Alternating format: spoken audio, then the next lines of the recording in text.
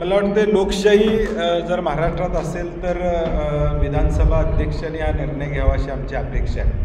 खाली कुठलाही कायदा सांगत नाही की आकडेवारीचा ज्याचे आमदार जास्त त्याला देण्याची साधारणपणे परंपरा राहिलेली आहे आणि ते समजूनच महाविकास आघाडी म्हणून शिवसेनेला जास्त त्यांचे आमदार असल्यामुळे त्यांनी पत्र द्यावं आणि भास्करराव जाधवांचं नाव त्यांनी दिलेलं आहे.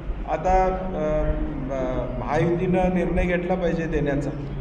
निदान तो निर्णय झाला तर मग निदान विरोधी पक्ष नेता म्हणून काम करायची संधी मिळेल. एवढी भीती का वाटते मला कळत नाही. महायुतीला चोख कारभार असेल, सगळं चांगलं असेल तर संविधानातलं पद द्यायला काय हरकत आहे असं मला वाटत नाही. म्हणजे थोडं सरकारला भीती वाटते असं वातावरण आहे.